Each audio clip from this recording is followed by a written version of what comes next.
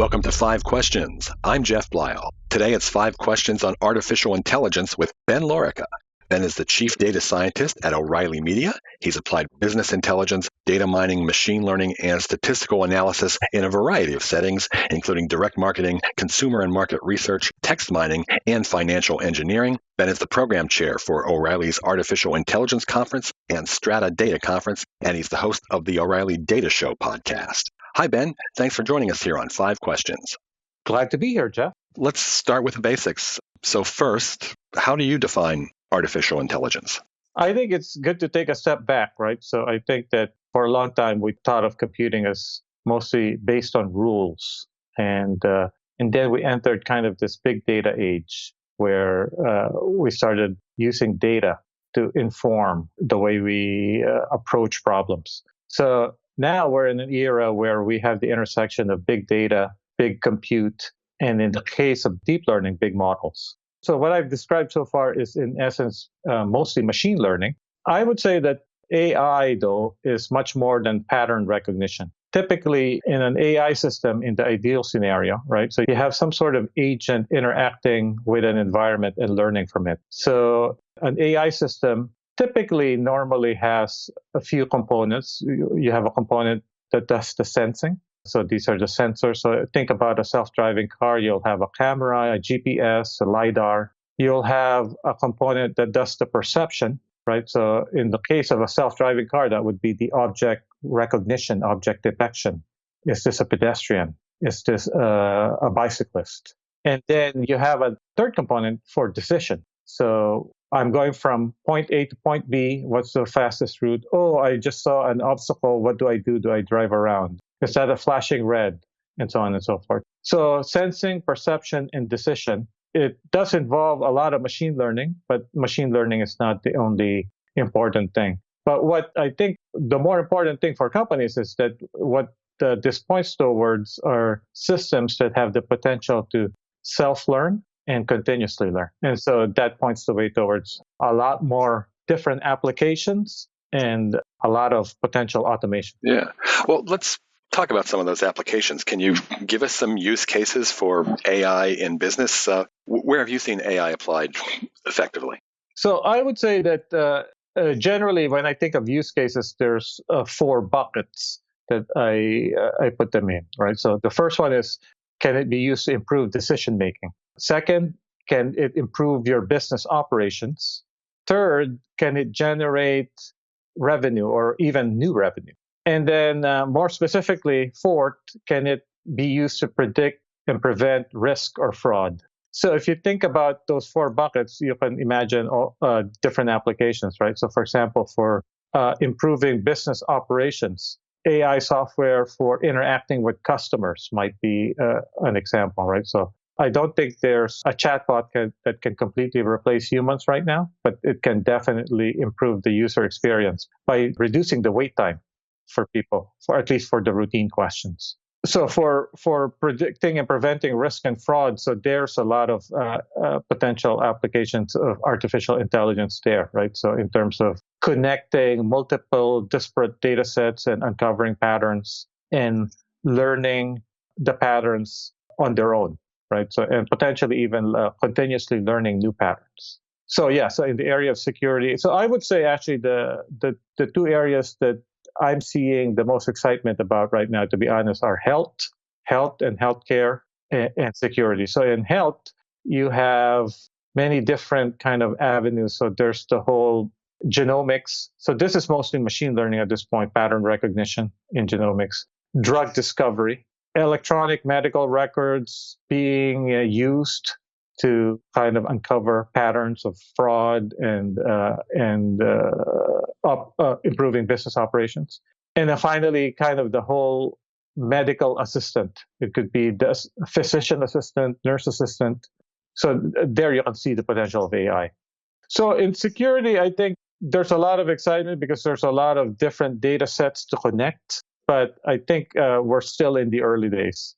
I mean, I'm starting to see people talk about using really advanced machine learning, but I haven't come across yet systems that do the types of self-learning and continuous learning that you normally associate with a intelligent application. Well, actually, Jeff, there's one more area I would say, kind of the whole automation space, where there you can see the use of, for example, reinforcement learning. For example, Google announced that they used deep learning and reinforcement learning together, for example, to cut down the amount of power they spend in data centers. And there's also startups like Bonsai and Osaro that are using reinforcement learning for industrial applications, factories, and things like this.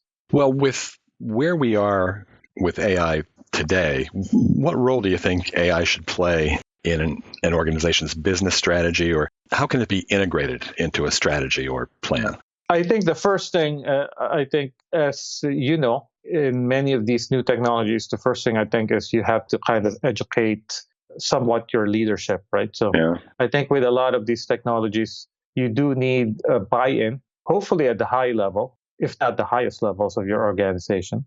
Secondly, I think you need to kind of set yourself up for success. And by that, I mean a lot of these technologies from machine learning and artificial intelligence rely on data. So you need to kind of start collecting data, start enriching your data, building those pipelines, identifying some of the simpler use cases, and start from there and start building a culture of just basically a culture that relies on data for decision making. But as you know, I mean, even in our company, O'Reilly, we have many, many different systems, right? So you're an editor, you probably interact with, who knows, 5, 6 different IT systems, and some of them don't talk to each other.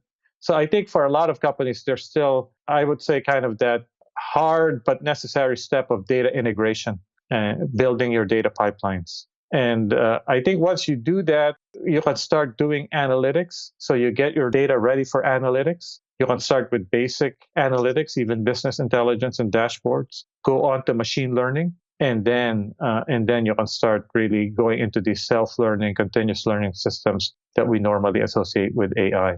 What about companies that don't have large amounts of data and a lot of data analysts on staff? Can smaller companies utilize AI as well? I think so. I think the good thing is that actually there's been a slew of startups who are targeting precisely these companies. There's been large amounts of funding flowing into this space.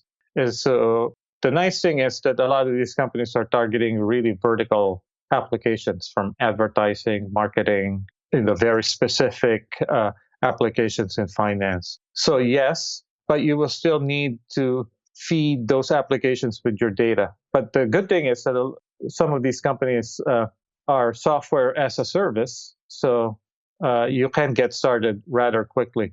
Now, having said that, you still, as a company, need to wrap your head around, data governance, privacy, and security, and how you handle kind of putting your data on cloud servers, for example. But to answer your question, AI is fast becoming much more accessible. Machine learning and AI specifically are fast becoming accessible. One, because the libraries are much easier to use. So you don't need to be a machine learning expert to use these libraries. But that assumes you have programmers in your organization. But there's also a second level of applications that are much more, I would say, graphical user interface driven that are starting to come up. Mostly right now in the machine learning world, but I'm starting to see even some people rolling out applications like this, for example, in reinforcement learning, the 2 startups that I mentioned earlier, Bonsai and Osaro. And Ben, there's for years, right? There's been hype about AI, but where we stand now, how do you separate like the reality from the hype? You're right. So there's a lot of media coverage around AI. To my chagrin, a lot of it is really, if you read it, is really machine learning, right? So because there have been really fundamental breakthroughs in computer vision and speech recognition and machine translation, for example. They all use deep learning, which is a specific machine learning technique that requires a lot of training data. So these are labeled examples and big models. So I think in the area of very specific tasks in computer vision and speech recognition, I think the hype is definitely well deserved, right? Because there's been a lot of really, really great progress in those fields.